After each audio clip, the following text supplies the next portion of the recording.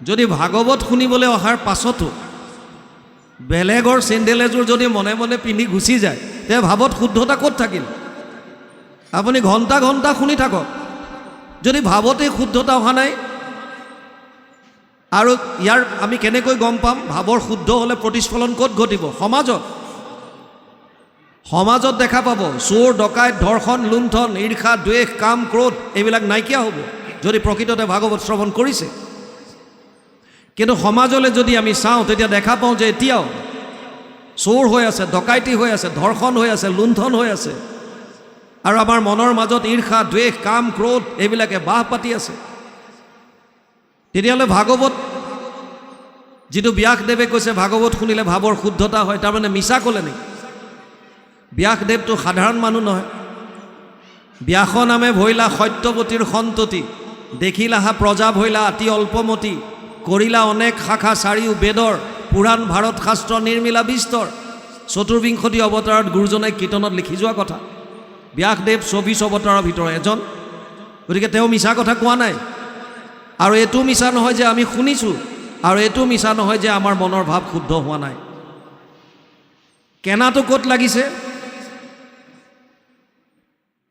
প্ৰথম কাৰণ হ'ব পাৰে যেনেকৈ শুনিব লাগে আমি হয়তো তেনেকৈ শুনা নাই।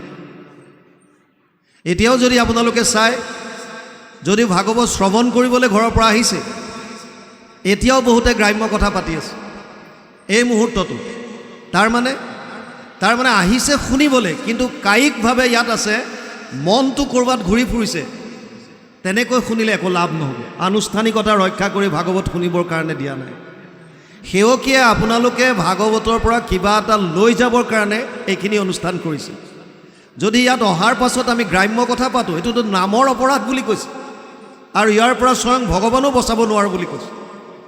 গতিকে যিকণ সময় আপোনালোকে শুনে, 2 ঘণ্টা 2.5 ঘণ্টা যি শুনে, শ্ৰদ্ধা সহকাৰে শুনক। কাৰণ ভগৱান কৃষ্ণই গীতাত কৈছে, শ্ৰদ্ধাৱান লব্ধতে জ্ঞানম তৎপৰেশং য়াতেন্দ্ৰিয়, জ্ঞানম লব্ধোৱা পৰম শান্তিম অচিৰেণ অধিগচ্ছতি।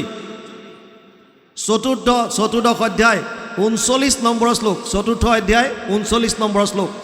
তাত কৈছে শ্ৰদ্ধাৱানজনেহে জ্ঞান লাভ কৰিব পাৰে। শ্ৰদ্ধা লাগিব আগতে। গতিকে শ্ৰদ্ধা কেতিয়া আহিব? যেতিয়া মাহাত্ম্যটো বুজি পাব ভাগৱতত কি আছে। ভাগৱত সমস্ত শাস্ত্ৰৰ সাৰ, সৰ্ব বেদান্ত সাৰম হি শ্ৰী ভাগৱতম ইষ্যতে, য়স্য ৰসামৃত তৃপ্তস্য নানন্যত্ৰ ৰতি ক্বচিত। 12, 13, 15, দ্বাদশ স্কন্ধ 3য় অধ্যায় 15 নম্বৰ শ্লোক ভাগৱত। অনুবাদ কৰিছে মহাপুৰুষ মাধৱদেৱে ঘোষাত 18 নম্বৰ পদজোকা। তেওঁ লিখিছে, সমস্ত বেদান্ত সাৰ মহাভাগৱত শাস্ত্ৰ, ইহাৰ অমৃত ৰস পায়, পৰম সন্তোষে পান কৰিলে যিজনে তাৰ অন্যত্ৰ ৰসত ৰতি নাই। আপুনি যদি সন্তোষ মনে শ্ৰদ্ধা সহকাৰে এবাৰ যদি ভাগৱত শ্ৰৱণ কৰে, আন শাস্ত্ৰৰ প্ৰতি মন নাযাব। আমি কোৱা নাই, ব্যাসদেৱে কৈছে, মহাপুৰুষ মাধৱদেৱে অনুবাদ কৰি ঘোষাত লিখি যোৱা কথা। শ্ৰদ্ধা আহিবৰ কাৰণে মাহাত্ম্য জানিব লাগে। ভাগৱতত আৰু কি আছে? ভাগৱত ভগৱান কৃষ্ণৰ বাংময় মূৰ্তি বুলি কৈছে, বাণী ৰূপে আছে। তেনেয়ম বাংময় মূৰ্তি প্ৰত্যক্ষ বৰ্ততে হৰি, সেৱাত শ্ৰৱণাত পথত দৰ্শনাত পাপনাশিনী। পদ্মপুৰাণ উত্তৰখণ্ড ভাগৱত মাহাত্ম্য 3য় অধ্যায় 62 নম্বৰ শ্লোক। তাত কৈছে ভাগৱত ভগৱান কৃষ্ণৰ বাংময় মূৰ্তি শব্দ আকাৰে আছে ইয়াত ভগৱান কৃষ্ণ। এই ভাগৱত যদি কোনোবাই শ্ৰদ্ধা সহকাৰে সেৱা এটা কৰিছে, সেৱাৰ দ্বাৰা যদি শ্ৰৱণ কৰিছে, শ্ৰৱণৰ দ্বাৰা যদি পাঠ কৰিছে, পাঠ বা কীৰ্তনৰ দ্বাৰা, আৰু নহ'লে যদি কোনোবাই শ্ৰদ্ধা সহকাৰে দৰ্শন মাত্ৰ পাইছে, ব্যাসদেৱে গেৰেণ্টি দিছে আপোনালোকৰ সমূলনছে পাপ নাশ হ'ব। ভাগৱত এনেকুৱা এখন গ্ৰন্থ, যিখন গ্ৰন্থ যদি নিয়মিতভাৱে আপোনালোকে ঘৰত যদি আৰু অধ্যয়ন কৰে, কথা ভাগৱতস্যাপি নিত্যম ভৱতি যৎ গৃহে তৎগৃহম তীৰ্থ ৰূপম হি বাসতম পাপনাশনম। পদ্মপুৰাণ উত্তৰখণ্ড ভাগৱত মাহাত্ম্য 3য় অধ্যায় 29 নম্বৰ শ্লোকত ব্যাসদেৱে লিখিছে, ভাগৱতৰ কথা যিখন ঘৰত সদায় হয়, কথা ভাগৱতস্যাপি নিত্যম ভৱতি যৎ গৃহে, সেই ঘৰখন তীৰ্থক্ষেত্ৰলৈ ৰূপান্তৰিত হ'ব আৰু তাত কোনো ধৰণৰ পাপ থাকিব নোৱাৰে। এতিয়া আমি ঘৰত ভাগৱত পাঠ কৰোঁনে নাই? বহু সমাজত নিয়ম আছে বোলে ভাগৱত ঘৰত ৰাখিব নাপায়, বহু ঠাইত নিয়ম বান্ধি দিলে আইসকলে ভাগৱত পাঠ কৰিব নাপায়, ভাগৱতৰ আসনত আইসকলক বহিবলৈ দিলে এইটো বোলে কিবা দিগদাৰ হ'ব, ক'ৰবাত নিয়ম আছে ল'ৰা ছোৱালীক গীতা পাঠ কৰিব নিদিয়ে, অন্ধ হ'ব, কোনোবাই কয় গীতা পাঠ কৰিলে ঘৰ দুৱাৰ এৰি থৈ সন্যাস হৈ গুচি যাব। এই যে অন্ধবিশ্বাসবিলাক আমাৰ মাজত সোমোৱাই দিলে, তাৰ কাৰণে আমি শাস্ত্ৰৰ উত্তম দুখন গ্ৰন্থৰ পৰা বঞ্চিত হৈ গ'লোঁ, গীতা আৰু ভাগৱত।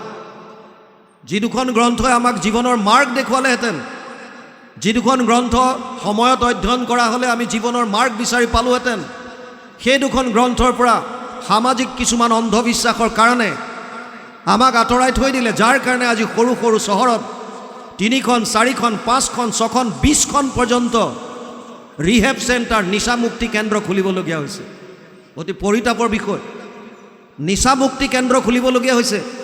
অকল যুৱকৰ কাৰণে নহয়, গুৱাহাটী হেন জেগাত যুৱতীৰ কাৰণেও নিচামুক্তি কেন্দ্ৰ খুলিছে, ছোৱালীবিলাকৰ কাৰণেও আছে। কিয়?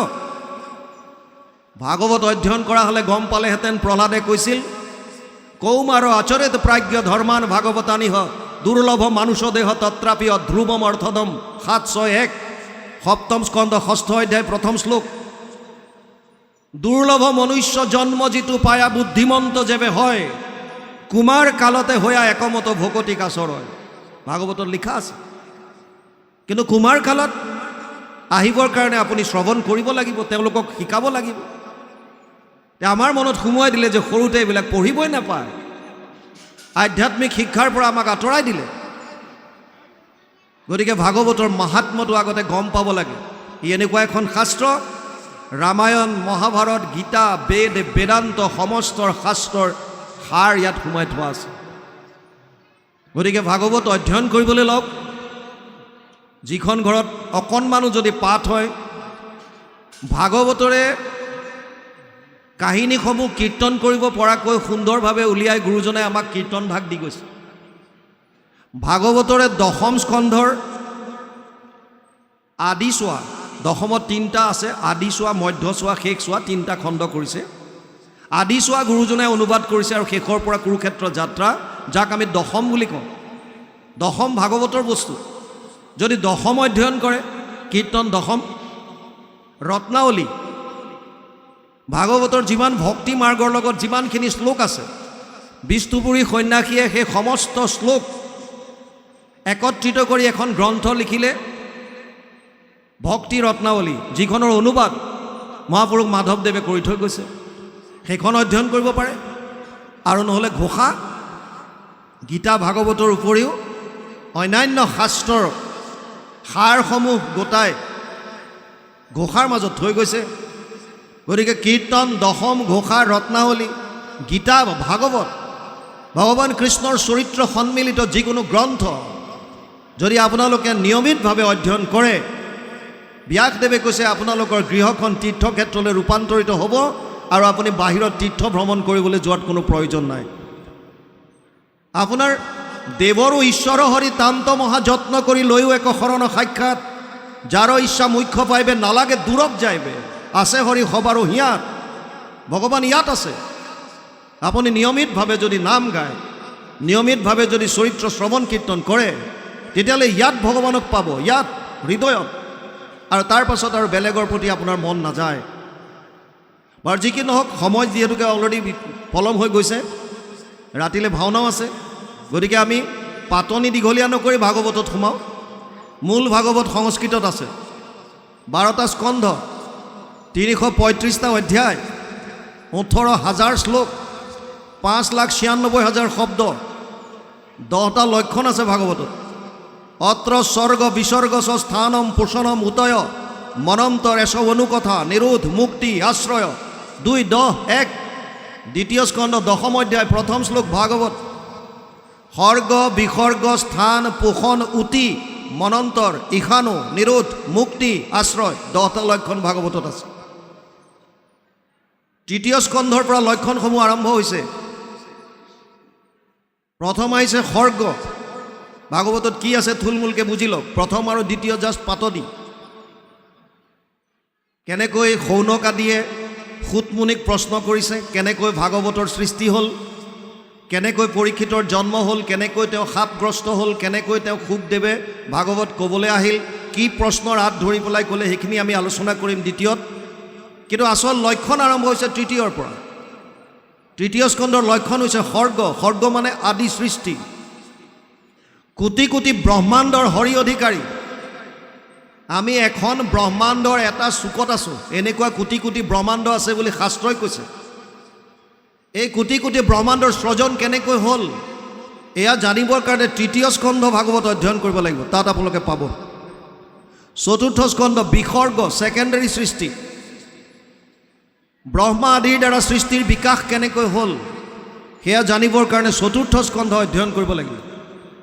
পঞ্চম স্কন্ধত আছে স্থান, ভূগোল আৰু খগোল।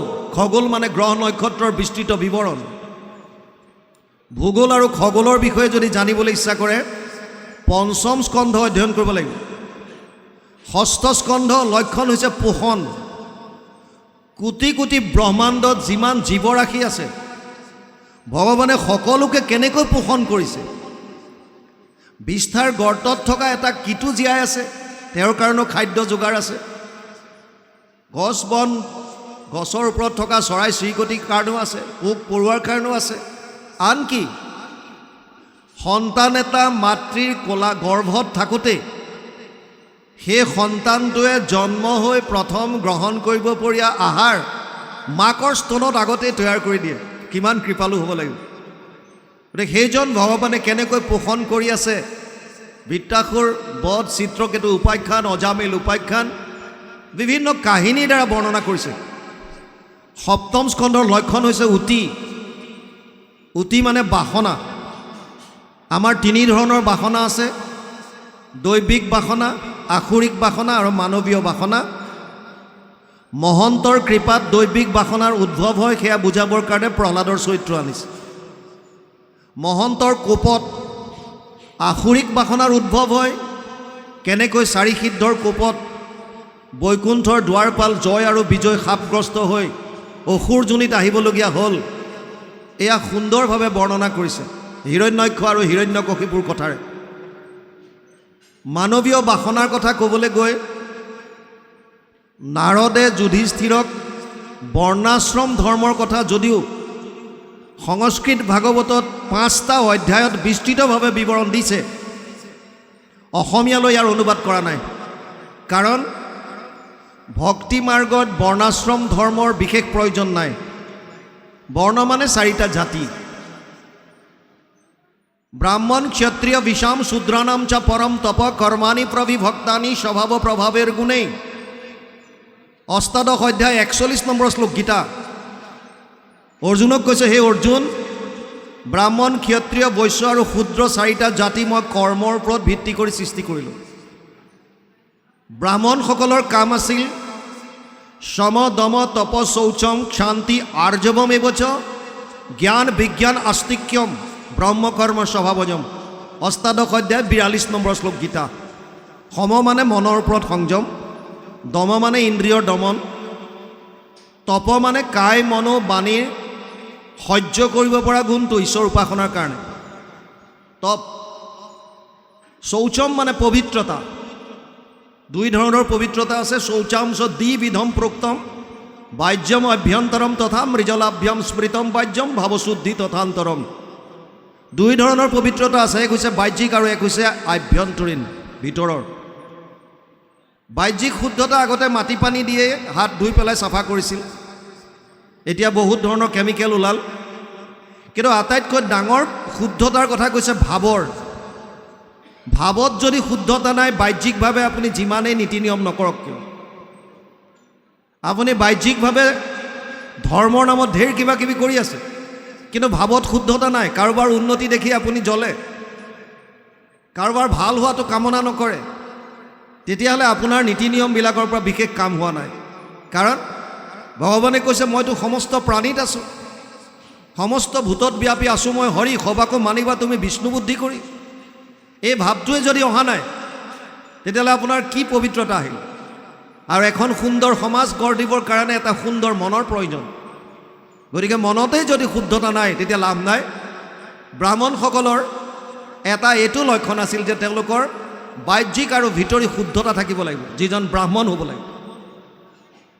শৌচম, সম দম তপ শৌচম, শান্তি ক্ষমাভাৱ, আৰ্জৱম সৰলতা, জ্ঞান শাস্ত্ৰীয় নলেজ, থিয়ৰিটিকেল নলেজ, আৰু বিজ্ঞান মানে ৰিয়েলাইজেশ্যন অনুভৱ। মই জনাখিনি নিজে ৰিয়েলাইজ কৰিব পাৰিছোঁ নাই, অনুভৱ কৰিব পাৰিছোঁ নে নাই, উপলব্ধি কৰিব পাৰিছোঁ নাই, আচৰণত আনিব পাৰিছোঁ নাই, প্ৰেক্টিকেল কৰিব পাৰিছোঁ নে নাই। আস্তিক্যম ঈশ্বৰমুখী হোৱা, এই 9টা কোৱালিটি থাকিলেহে তেওঁক ব্ৰাহ্মণ নাম দিছিল। গতিকে ব্ৰাহ্মণৰ কি কাম বুলি ক'লে তেওঁলোকে মূলতঃ শাস্ত্ৰীয় জ্ঞান আহৰণ কৰিব, ব্ৰহ্মজ্ঞান, আৰু বেলেগক এই জ্ঞানটো দিব। এইটো ব্ৰাহ্মণৰ মূল কাম। ক্ষত্ৰিয়ৰ কি কাম আছিল? 3টা জাতিৰ ৰক্ষণাবেক্ষণ। শৌৰ্য তেজ ধৃতিৰ দক্ষ যুদ্ধে চাপি অপলায়নম দানম ঈশ্বৰ ভাৱচ্চ ছাত্ৰ কৰ্ম স্বভাৱজম। অষ্টাদশ অধ্যায় 43 নম্বৰ শ্লোক গীতা। ক্ষত্ৰিয়সকলৰ কাম আছিল 3টা জাতিৰ ৰক্ষণাবেক্ষণ।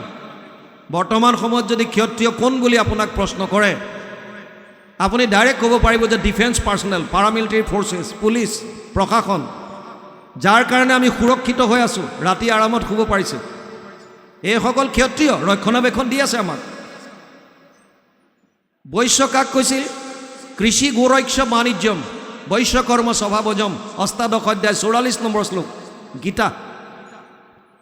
যোনে কৃষি কৰ্ম কৰিছিল, গো পালন কৰিছিল, বেপাৰ বাণিজ্য কৰিছিল আৰু 3টা জাতিক খাদ্যৰ যোগান দিছিল, সেইসকলক বৈশ্য নাম দিছিল। আৰু শূদ্ৰ কোন? পৰিচাৰ্যাত্মকম কাৰ্যম শূদ্ৰ চাপি স্বভাৱজম। অষ্টাদশ অধ্যায় 44 নম্বৰ শ্লোক গীতা। 3টা জাতিক কায়িকভাৱে সহায় কৰিছিল। ইয়াত কোনো উচ্চ কোনো নিচ নাই, ইজন সিজনৰ পৰিপূৰক। পাছত এয়া জন্মগত হৈ পেলাই উচ্চ নিচ ভেদভাৱ আহি গ'ল। সেইকাৰণে মহাপুৰুষ মাধৱদেৱে ক'লে যে নহো জানা আমি 4 জাতি, আমি সেই 4টা জাতিতে নপৰোঁ। বৰ্ণ, আশ্ৰম 4খনৰ কথা কৈছে।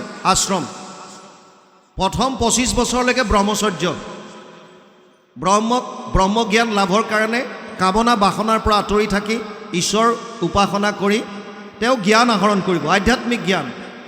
মই কোন, ক'ৰ পৰা আহিলোঁ, কি কৰা উচিত, ক'লে যাম, ভগৱান কি, ব্ৰহ্ম কি, পৰমাত্মা কি, আধ্যাত্মিক জ্ঞানখিনি লাভ কৰিব। আৰু তাৰপাছত তেওঁ গাৰ্হস্থ্য ধৰ্মত প্ৰৱেশ কৰিবৰ কাৰণে উপযুক্ত হ'ব। তেতিয়া তেওঁ গাৰ্হস্থ্য ধৰ্মত প্ৰৱেশ কৰিব পাৰিব। কিন্তু গাৰ্হস্থ্য ধৰ্মত প্ৰৱেশ কৰাৰ পাছতো তেওঁ গোটেই জীৱনটো তেনেকৈ থাকিবলৈ দিয়া নাই। আশ্ৰমৰ ধৰ্মত আছে তেওঁ 25 বছৰ গাৰ্হস্থ্য ধৰ্ম পালন কৰিব পাৰিব, অতি 25 years। প্ৰথম 25 বছৰ শিক্ষা আহৰণ কৰিলে, জ্ঞান ল'লে, তাৰপিছত 25 বছৰ গাৰ্হস্থ্য ধৰ্মত প্ৰৱেশ কৰি সন্তান জন্ম দিলে। 50 বছৰত ভৰি দিয়াৰ লগে লগে তেওঁ ঘৰ দুৱাৰ বাদ দিব লাগিব, বনলৈ গমন, বানপ্ৰস্থ ষ্টাৰ্ট। কিমান দিন? 25 বছৰ। পতি পত্নী লগত থাকিব, একেলগে ঈশ্বৰ উপাসনা কৰিব বনত। 75 বছৰ ভৰি দিয়াৰ লগে লগে পত্নীৰ লগতো কোনো কানেকশ্যন নাই। নিজে নিজৰ কেনেকৈ মই পৰমাত্মাৰ লগত নিজক সংযোগ কৰিব পাৰোঁ সেই বিষয় লৈ তেওঁলোকে চিন্তা কৰিব। শেষৰটো সন্ন্যাস, সংগ চব ত্যাগ কৰি কেৱল অকলে পৰমাত্মাৰ লগত কানেকশ্যন কৰিবৰ কাৰণে তেওঁলোকে চেষ্টা কৰিব। এইটো আছিলে নিয়ম। 50 বছৰত বনলৈ যাব লাগিব। কিন্তু যিটো আমাৰ গুৰুজনাই যিটো ধৰ্ম দিছে, তেওঁ কৈছে যে দেৱৰ ঈশ্বৰ হৰি তান্ত মহা যত্ন কৰি লৈও এক শৰণ সাক্ষাৎ, যাৰ ইচ্ছা মুখ্য পাইবে নালাগে দূৰক যাইবে। আছে হৰি সবাৰো হিয়াত। ঈশ্বৰ ইয়াত আছে যদি আকৌ বনত বিচাৰি যাবৰ কি প্ৰয়োজন আছে? সেইকাৰণে মাধৱ পুৰুষে লিখিছে, নহো জানা আমি 4 জাতি, 4 আশ্ৰমী নহো আতি। সেইকাৰণে ইয়ালৈ অনুবাদ কৰা নাই। আমাৰ জাতি কি? দাসৰো দাস টানো দাস ভৈলোঁ আমি একেবাৰে দাস, তুমি আমাৰ স্বামী, বছ এটাই জাতি। সেইকাৰণে এইখন সমাজ পাইছে। আজি ইয়াত উচ্চ নিচ জাতিভেদ নাই। কোনেও ক'ব নোৱাৰে এজন কোটিপতি, এজন দীন দৰিদ্ৰ, এজন জ্ঞানী, এজন অজ্ঞানী, নাই, একো নাই, চব সমান, চব একেলগে বহিছোঁ। এই সমাজখন যে দি গৈছে গুৰুজনাই, এইটোৱে ডাঙৰ অৱদান। ইয়াত উচ্চ নিচ জাতিভেদ নাই, ধনী দুখীয়াৰ কথা নাই, এই সমান সকল। ভক্তি মাৰ্গত এইটোৱে বিশেষত্ব। অষ্টম স্কন্ধত আছে মনন্তৰ। 14জন মনু আৰু মনু পুত্ৰৰ বিষয়ে যদি জানিব বিচাৰে অষ্টম স্কন্ধ অধ্যয়ন কৰিব লাগিব। নৱম স্কন্ধৰ লক্ষণ হৈছে ঈশানু। ঈশ মানে শাসনকৰ্তা, ৰুলাৰ। ঈশ বুলি ক'লে যদিও ঈশ্বৰকে মানো, ঈশ মানে ঈশ্বৰক বুজাইছে, ঈশ্বৰ মানে আমি ভগৱানকে বুজোঁ, কিন্তু ঈশ শব্দৰ প্ৰকৃত অৰ্থ হৈছে শাসনকৰ্তা। যেনে নৰৰ ঈশ্বৰ নৰেশ্বৰ, ৰজাকো বুজায়। দেৱৰ ঈশ্বৰ দেৱেশ্বৰ, ইন্দ্ৰ। দৈত্যৰ ঈশ্বৰ দৈত্যেশ্বৰ, অসুৰৰ ৰজা। সেইসকলো ৰুলাৰ। কিন্তু সমস্ত জগতক যিজনে শাসন কৰি আছে সেইজনটো ঈশ। ঈশস্বৰূপে হৰি সৰ্বঘতে বৈঠ্য ঈশ্বৰ। সেইজন ঈশ্বৰৰ অনুৰাগীসকলৰ বিষয়ে, চন্দ্ৰবংশ সূৰ্যবংশৰ ৰজা মহাৰজাৰ বিষয়ে জানিব বিচাৰিলে নৱম স্কন্ধ অধ্যয়ন কৰিব লাগিব। তাতে আপোনালোকে ৰামায়ণৰ কথাও পাব। দশম স্কন্ধৰ লক্ষণ হৈছে নিৰোধ। 335টা মূল অধ্যায়ৰ দশম স্কন্ধত 90টা অধ্যায় আছে। আটাইতকৈ ডাঙৰ নিৰোধ মানে প্ৰলয়ৰ সময়ত সমস্ত জীৱৰাশি ভগৱানৰ উদৰত অৱৰুদ্ধ হৈ থাকে পুনৰ সৃষ্টি নোহোৱালৈকে। এই প্ৰক্ৰিয়াটোক কৈছে নিৰোধ। যিজন ঈশ্বৰৰ উদৰত সমস্ত প্ৰাণী অৱৰুদ্ধ হৈ থাকে সেইজন ঈশ্বৰৰ অৱতাৰৰ পৰা বিভিন্ন লীলা দশম স্কন্ধত বৰ্ণনা কৰিছে। ইয়াক 3টা ভাগ কৰিছে, আদি চোৱা, মধ্য চোৱা, শেষ চোৱা। গুৰুজনাই আদি চোৱা অনুবাদ কৰিছে আৰু শেষ চোৱাৰ পৰা কুৰুক্ষেত্ৰ যাত্ৰা একেলগে দশম বুলি কোৱা হয়। একাদশ স্কন্ধৰ লক্ষণ হৈছে মুক্তি। মুক্তি মানে মোকলাই দিয়া, খুলি দিয়া। মুক্তি কাক লাগে? যিজন বান্ধোনত আছে। যদি আপোনাৰ বান্ধোন নাই তেতিয়াহ'লে মুক্তিৰ প্ৰয়োজন নাই। আৰু যদি বান্ধোন আছে, কিহৰ বান্ধোন এইটো জানিবৰ কাৰণে নিমি নৱসিদ্ধ সংবাদ, কৃষ্ণ উদ্ধৱ সংবাদ, একাদশ স্কন্ধ অধ্যয়ন কৰিব লাগিব। দ্বাদশ স্কন্ধ লক্ষণ হৈছে আশ্ৰয়। আশ্ৰয় মানে শৰণ। জীৱই আশ্ৰয় ক'ত ল'ব এয়া জানিবৰ কাৰণে দ্বাদশ স্কন্ধ অধ্যয়ন কৰিব লাগিব।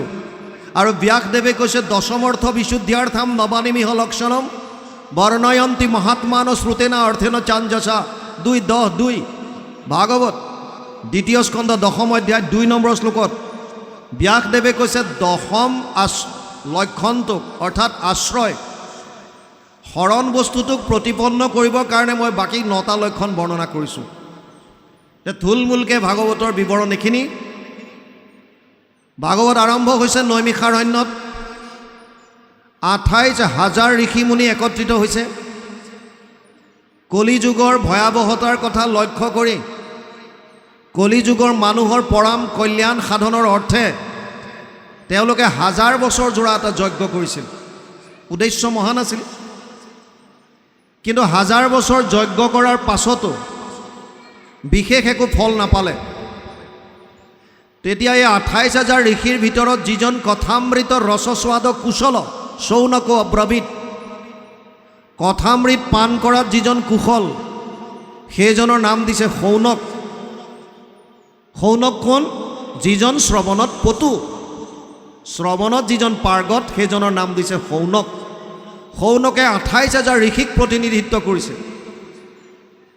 আৰু তেওঁ ৰোমহৰ্ষণৰ পুত্ৰ উগ্ৰশ্ৰৱা সূতক আসনত বহুৱাই তেওঁৰ পৰা ভাগৱত কথা শুনিবৰ কাৰণে তেওঁক প্ৰশ্ন আগবঢ়াই দিছে। আৰু ইয়াৰ পৰাই ভাগৱত আৰম্ভ হৈছে। প্ৰথমতে শৌনকে সূতমুনিৰ ওচৰত স্বীকাৰ কৰিছে, শৌনক বদতি শুনা সূত মহামানী পৰম পাতকী কলি পাইলে হেন জানি আৰম্ভিলো যজ্ঞ আশী সহস্ৰ বছৰ হোমধূমে ধূম্ৰবৰ্ণ ভৈলা কলেবৰ যিটো কৰ্ম কৰোৱাত নাহিকে বিশ্বাস আপোনাৰ আয়ুস কৰিলোঁ ব্যৰ্থে নাশ। প্ৰথমে স্বীকাৰ কৰিছে, হে সূতমুনি, পৰম পাতকী কলিযুগ আহিছে বুলি গম পাই আমি 1000 বছৰ জোৰা এটা যজ্ঞ কৰিলোঁ। যজ্ঞৰ ধোঁৱা লাগি লাগি শৰীৰ ধোঁৱা বৰণীয়া হৈ গ'ল, কিন্তু ইয়াৰ পৰা একো ফল নাপালোঁ। সেইকাৰণে এই কৰ্মটোত আমাৰ বিশ্বাসেই নাই। আৰু তেতিয়া সৌনকে প্ৰশ্ন আগবঢ়াই দিলে, যিটো ভাগৱতৰ মূল ফাউণ্ডেশ্যন, ভেটি। সৌনকে কৈছে, তত্ৰ তত্ৰ অঞ্জসা আয়ুষ্মান ভৱতা য়ত বিনিশ্চিতম পুংসাম একান্তত শ্ৰেয় তৎ নাশম চিতুমৰ্হসি। 1:1-9 প্ৰথম স্কন্ধ 1ম অধ্যায় 9 নম্বৰ শ্লোক ভাগৱত। সৌনকে কৈছে, হে সুতমুনি, কলিযুগৰ মানুহে কল্যাণ পাবৰ কাৰণে কৰিবলগীয়া আটাইতকৈ শ্ৰেষ্ঠ মাৰ্গটো কি? পুংসাম একান্তত শ্ৰেয়। মানুহৰ কাৰণে আটাইতকৈ শ্ৰেষ্ঠ কৰ্মটো কি? এইটোৱে হৈছে ভাগৱতৰ মূল। কিহৰ কাৰণে? কল্যাণ সাধিবৰ কাৰণে। কল্যাণ কাক কয়? আমি সকলো মানুহ 3টা তাপৰ পৰা তাপিত হৈ আছোঁ, বিভিন্ন কষ্ট পাই আছোঁ। শাস্ত্ৰই ইয়াক 3 ভাগত ভাগ কৰিছে। কিছুমান কষ্ট পাইছোঁ আমি দৈৱবশত, যেনে ভূমিকম্প আহি গ'ল, বানপানী আহি গ'ল। আজি 6 মাহ ধৰি বৰষুণ নাহিল, নাই, হঠাৎ আহিল মানে আহিয়ে থাকিল। এনেকৈ যিবিলাক দৈৱবশত আমি কষ্ট পাওঁ, সেইবিলাকক নাম দিছে আধি দৈবিক তাপ। আধি শব্দটোৱে ৰিলেট কৰিছে, সম্বন্ধীয় বা সম্পৰ্কীয়। দৈৱ সম্বন্ধীয় যিমান কষ্ট, সেইবিলাকক নাম দিছে আধি দৈবিক তাপ। আন কিছুমান কষ্ট আছে যিবিলাক প্ৰাণীৰ পৰা পাওঁ। কুকুৰে কামুৰিলে, মেকুৰীয়ে আঁচুৰিলে, সাপে খুটিলে, হাতীয়ে আক্ৰমণ কৰিলে, মানুহে মানুহক কষ্ট দিলে, যিকোনো প্ৰাণীৰ পৰা যেতিয়া আমি কষ্ট পাওঁ, প্ৰাণীৰ আন এটা শব্দ হৈছে ভূত।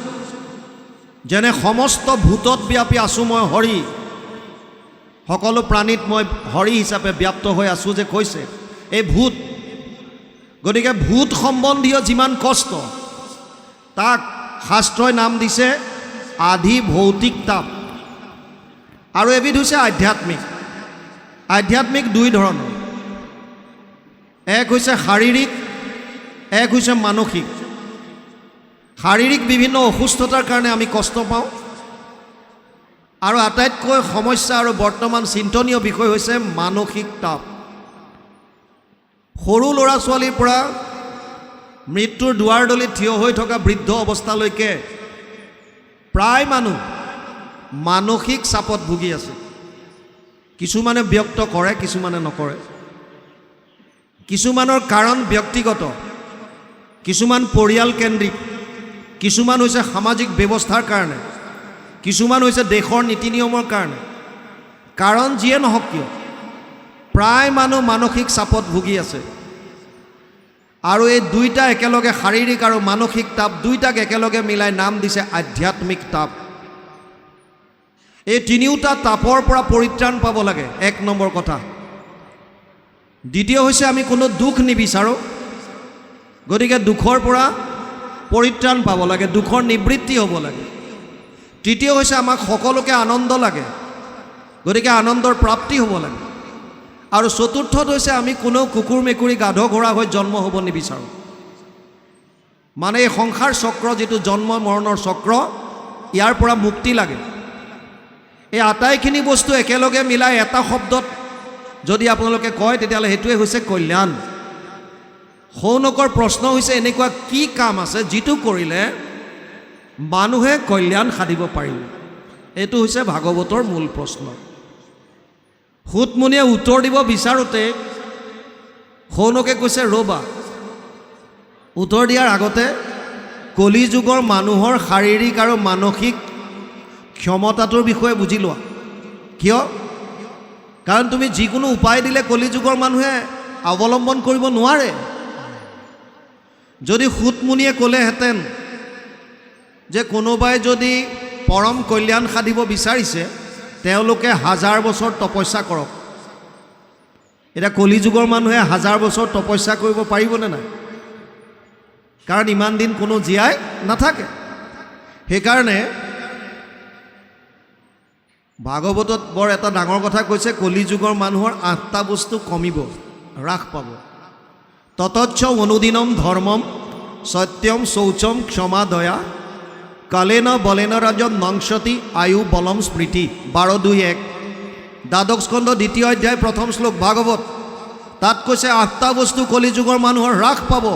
প্ৰথম হৈছে ধৰ্ম, দ্বিতীয়ত আহিছে সত্য, তাৰ পাছত শৌচ, ক্ষমা, দয়া, আয়ুস, বল, স্মৃতি 8টা বস্তু কলিযুগৰ মানুহৰ কমিব।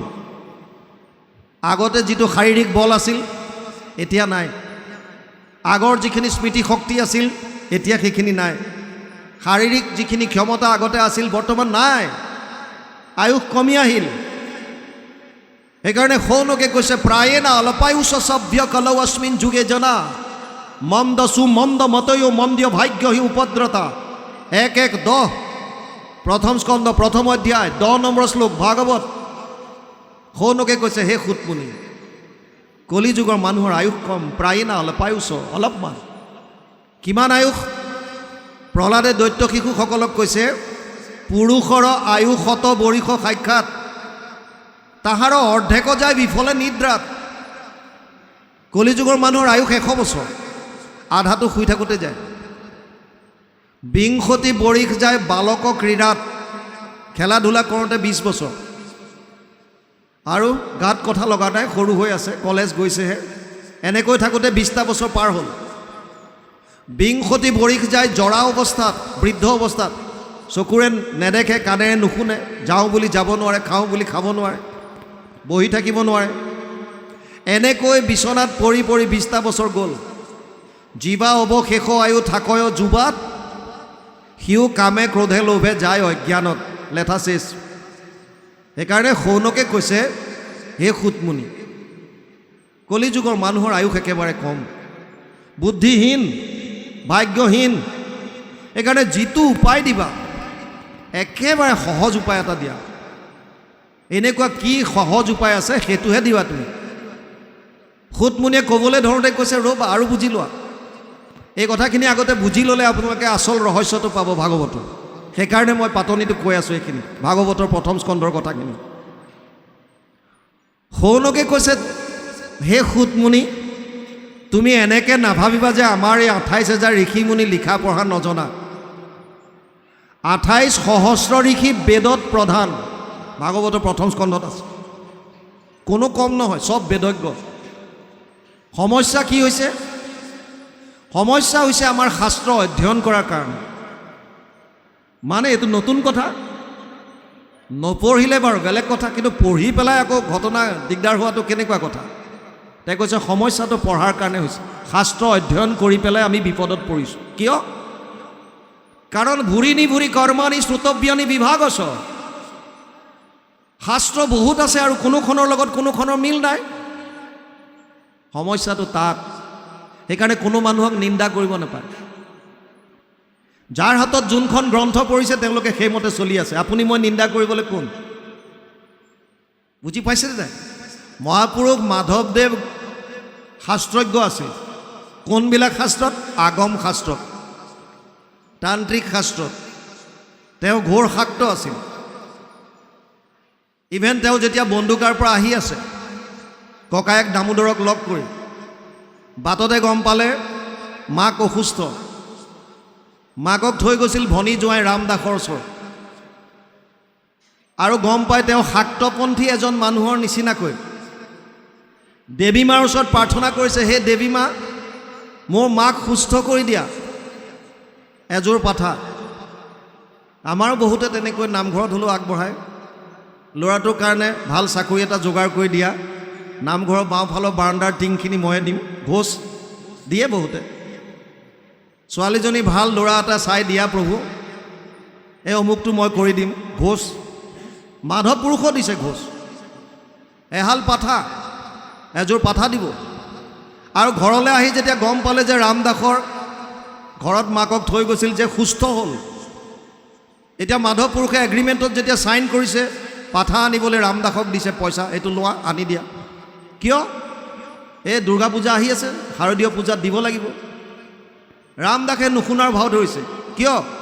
কাৰণ তেওঁ ইতিমধ্যে গুৰুজনাৰ দ্বাৰা প্ৰৱৰ্তিত এক শৰণ হৰিনাম ধৰ্মত শৰণ ল'লে, আৰু য'ত দূৰ দূৰলৈকে কোনো বলি বিধানৰ কথা নাই, কেৱল নামত গুৰুত্ব দিছে, কেৱল নাম। আৰু আজি আমি গম পাইছোঁ আপোনালোকৰ ইয়ালৈ যিজন ডেকা সত্ৰাধিকাৰ আহিছিল তোৰণ উদ্বোধন কৰিবলৈ, তেওঁ এইটো কথা স্বীকাৰ কৰি গৈছে যে কলিযুগত হৰিনামে মূল। তেওঁ কৈ গৈছে, ক'বই লাগিব, কাৰণ ভাগৱতৰ মূল কথা কলৌ দোষ নিধে ৰাজন অস্তিহি এক মহান গুণ কীৰ্তনা দেৱ কৃষ্ণস্য মুক্ত সংগ পৰম ব্ৰজেত 12:3-51 দ্বাদশ স্কন্ধ 3য় অধ্যায় 51 নম্বৰ শ্লোক। তাত লিখি থৈ গৈছে দুখৰ সাগৰ যদিও কলিযুগ, ইয়াৰ এটা মহান গুণ আছে, কি কেৱল কৃষ্ণৰ নাম কীৰ্তন কৰি পৰম গতি লাভ কৰিব পাৰে। ইয়াতকৈ সুবিধা একো নাই। ৰামদাসে গুৰুজনাৰ ওচৰত শৰণ লোৱাৰ কাৰণে ছাগলী আনি দিয়া নাই। ইফালে শাৰদীয় পূজা ওচৰ চাপিল, মাধৱ পুৰুষৰ ইচাত বিচাত লাগি আছে, পূজা আহি গ'ল, ছাগলী আনি দিয়া নাই। আৰু এদিন খঙৰ ভমকত ভনী জোঁৱায়েকক ক'লে, হকৰা কুচিয়াৰ পো বুদ্ধিত পাগল, কিয় আনি নিদিয় পূজাৰ ছাগল। আৰু সেইদিনা ৰামদাসৰো খং উঠিল, আৰু খঙৰ ভমকত তেওঁ ক'লে মাধৱ পুৰুষক, আমাৰ আগত দেখাও বৰ চোট, শংকৰক লগ পাইলে হৈবি লোটফোট, তোৰ হাৱা উলিয়াব। কোন শংকৰ? মাধৱে সুধিছে। আছে এজন, যিজন শাস্ত্ৰজ্ঞ, যিজনে এক শৰণ হৰিনাম ধৰ্মৰ প্ৰৱৰ্তন কৰিছে, য'ত কোনো ধৰণৰ পূজা বলি বিধান এইবিলাক নাই, কেৱল নামত গুৰুত্ব দিছে। আচ্ছা, কিন্তু মই যে যিবিলাক শাস্ত্ৰ পঢ়িছোঁ সেইবিলাকতো আছে। তোৰ গুৰুৰ ওচৰলৈ মোক লৈ ব'ল। বোলে হ'ব, আজি বেলি লহিয়ালে কাইলৈ ওলাবা। আৰু পাছদিনা মাধৱ পুৰুষক লৈ গৈছিল। মাধৱ শাস্ত্ৰজ্ঞ, তেওঁ ভাবিছে যে মই শংকৰক সেৱা নকৰোঁ, হ'ব পাৰে তেওঁ শাস্ত্ৰজ্ঞ, ময়ো কম নহয়, আগতে তৰ্ক হ'ব। যদি হাৰি যাওঁ বেলেগ কথা, কিন্তু আগতীয়াকৈ মই সেৱা নকৰোঁ। আৰু মনত ভাবি গৈ আছে, কিন্তু যেতিয়া গৈ গুৰুজনাক ব্যাখ্যাৰ আসনত বহি থকা দেখা পালে, গুৰুজনাৰ যিটো শাৰীৰিক সৌন্দৰ্য, যিটো পাছত তেওঁ গুৰু ভতিমাত প্ৰকাশ কৰিছে, দৰশিত সুন্দৰ গৌৰ কলেবৰ জৈচন সুৰপৰ কাষ, সকল সভাসদ ৰঞ্জন জাকেৰি দৰ্শনে পাপ বিনাশ। মাধৱ পুৰুষে নিজে লিখিছে। তেওঁৰ ৰূপটো দেখাৰ লগে লগে সেৱা ল'লে। আৰু সুন্দৰ এজন যুৱক যেতিয়া আহিছে নামঘৰলৈ, গুৰুজনাই ভাল পাইছে, ৰামদাসক চিনি পাই সুধিলে, ৰামদাস এওঁ কোন? ৰামদাসে চিনাকি দিলে, ওলালগৈ তেওঁ বংশৰে মাক, মনুমতী বাই ল'ৰা। অ' মনু বাই ল'ৰা। মাধৱ আহা, বহা। কি হ'ল? ৰামদাসে কৈছে, আপোনাৰ সৈতে তৰ্ক কৰিবলৈ আহিছে। কিহৰ ওপৰত? এওঁ কৈছে পাঠা ছাগলী আনি দিব লাগে, বলি দিব। আৰু মই কৈছোঁ এইবিলাকৰ কলিযুগত কাম নাই। এওঁ কৈছে শাস্ত্ৰত আছে, মই কৈছোঁ ইয়াত নাই। এতিয়া আপোনালোক দুজনে এইটো মীমাংসা কৰক। মাধৱ পুৰুষক গুৰুজনাই বহুৱালে। মনত কোনো দ্বেষ ভাৱ নাই, না মাধৱ পুৰুষৰ আছে না গুৰুজনাৰ আছে। কাৰণ খেলি মেলি তেওঁলোকৰ নিজৰ ব্যক্তিগত নহয়, খেলি মেলিটো শাস্ত্ৰত আছে। সেইকাৰণে দুইজনে যিখিনি শাস্ত্ৰ অধ্যয়ন কৰিছে তাক লৈ সন্মুখা সন্মুখী বহিছে। মাধৱ পুৰুষক ক'লে, মাধৱ তুমি কোৱা, কি কি পাইছা? আৰু মাধৱ পুৰুষে যিমান শাস্ত্ৰ অধ্যয়ন কৰিছে তাৰ পৰা য'ত য'ত এই বলি বিধানৰ কথা আছে তেওঁ কৈ গৈছে। আৰু গুৰুজনাই ভাগৱতৰ উদ্ধৃতিৰে তাক খণ্ডন কৰি গৈ আছে। শেষত গুৰুজনাই ভাগৱতৰ পৰা এটা শ্লোক উচ্চাৰণ কৰিলে, যথা তৰুৰ মূলে নিচেচানেন তৃপ্যন্তি তদ স্কন্দ ভুজ উপশাখা প্ৰাণোপহাৰাচ্য যথেন্দ্ৰিয়ানাম তথা সৰ্ব অৰ্চনম অচ্যুতেজ্য। 4:31-14 চতুৰ্থ স্কন্ধ 31 নম্বৰ অধ্যায় 14 নম্বৰ শ্লোক ভাগৱত। ইয়াৰ অনুবাদ, বৃক্ষৰ মূলত যদি দেও আনি জল, ত্ৰিপিটি হুৱন্ত তাৰ পত্ৰ পুষ্প ফল, ডালে পাতে সিঞ্চে যদি মূলত নেদয়, কদাচিতো ডালে পাতে ত্ৰিপিটি নহয়। গুৰুজনাই ক'লে, ভোকাটোৰ নৰে যদি অন্নক ভুঞ্জয়, ইন্দ্ৰিয়ৰ প্ৰীতি তাৰ সাধে আতিশয়। ভোজন বিহীনে পিন্ধে বস্ত্ৰ অলংকাৰ, ইন্দ্ৰিয়ৰ একো প্ৰীতি নসাধয় তাৰ। মাধৱৰ চকু থৰ হৈ গ'ল। গুৰুজনাই ক'লে, কৃষ্ণক পুজিলে পূজা সমস্তৰে হয়, পৃথকে পুজিলে পূজা কেহো নলয়। লগে লগে দীঘল দি পৰিল। গুৰুজনাই ক'লে যে কি হ'ল মাধৱ, তুমি এবাৰ সেৱা কৰিলা আকৌ কৰিছা? বোলে হয় গুৰুজনা, আগতে আপোনাক শিৰোমণি ভূঞা হিচাপে সেৱা লৈছিলোঁ, আৰু এতিয়া আপোনাক মই আধ্যাত্মিক গুৰু হিচাপে শৰণ লৈছোঁ। আপুনি মোক দিয়ক এতিয়া, কাৰণ মই যিবিলাক গম পাইছোঁ সেয়া মিছা কলিযুগৰ কাৰণে নহয়। এতিয়া সৌনকেও এইটো প্ৰশ্ন কৰিছে সুতমুনিক, ভুৰিনি ভুৰি কৰ্মাণি শ্ৰুতব্যানি বিভাগস অত সাধু অত্ৰ যত সাৰম সমুদ্ৰিত্য মনীষয়া মাম ব্ৰুহি শ্ৰদ্ধানাম যেন আত্মা সম্প্ৰসিদতি। 1:11 প্ৰথম স্কন্ধ প্ৰথম অধ্যায় 11 নম্বৰ শ্লোকত সৌনকে কৈছে, হে সুতমুনি, শাস্ত্ৰ বহুত আছে আৰু বিভিন্ন শাস্ত্ৰত বিভিন্ন মত দিছে। ক'ৰবাত যদি কৈছে যাগ যজ্ঞ পূজা পাতল কৰা, ক'ৰবাত কৈছে সেইটোত নোপোৱা তুমি, জপ তপ তীৰ্থ কৰা। ক'ৰবাত কৈছে তাতো তুমি নোপোৱা পৰম কল্যাণ, দান দক্ষিণা কৰা। ক'ৰবাত ক'লে তাতো নোপোৱা, বলি বিধান আছে তাতো নোপোৱা, ঘৰ দুৱাৰ বাদ দি সন্ন্যাস ব্ৰত ধাৰণ কৰা, ধ্যান ধাৰণা সমাধিৰে ঈশ্বৰক বিচাৰা। কোনটো মানিব কলিযুগৰ মানুহে বৰ্তমান সময়ত যিটো হৈ আছে? সেইকাৰণে কোনো মানুহক নিন্দা কৰিব নাপায়। যিসকলৰ হাতত যাগ যজ্ঞ পূজা পাতল বিষয়ক গ্ৰন্থ পঢ়িছে তেওঁলোকে সেইমতে চলিব। যিসকলৰ হাতত জ্ঞান মাৰ্গৰ দ্বাৰা যাবৰ কাৰণে ঘৰ দুৱাৰ বাদ দি সন্ন্যাস ব্ৰত ধাৰণ কৰি ধ্যান ধাৰণা সমাধিৰে ব্ৰহ্মক, নিৰ্গুণ নিৰাকাৰ ব্ৰহ্মক লাভ কৰাৰ গ্ৰন্থ পঢ়িছে তেওঁলোকে সেইভাগে যাব। যিবিলাকৰ হাতত জপ তপ তীৰ্থৰ বিষয়ে থকা কিবা উপদেশমূলক গ্ৰন্থ পঢ়িছে তেওঁলোক সেইমতে যাব। যেতিয়ালৈকে শাস্ত্ৰৰ উত্তম গীতা আৰু ভাগৱত মানুহৰ হাতত নপৰিব তেতিয়ালৈকে জীৱনৰ মাৰ্গ বিচাৰি নাপাব। কাৰণ শৌনকে এইটো আজিৰ পৰা ৫,৫০০ বছৰ আগতেই সুতমুনিক প্ৰশ্ন কৰি থৈছে যে বিভিন্ন শাস্ত্ৰত বিভিন্ন মত দিছে, কিন্তু সমস্ত শাস্ত্ৰৰ সাৰ মৰ্মটো কি এইটো তুমি আমাক কোৱা। আৰু সেইটোৱে ভাগৱতৰ মূল ভেটি।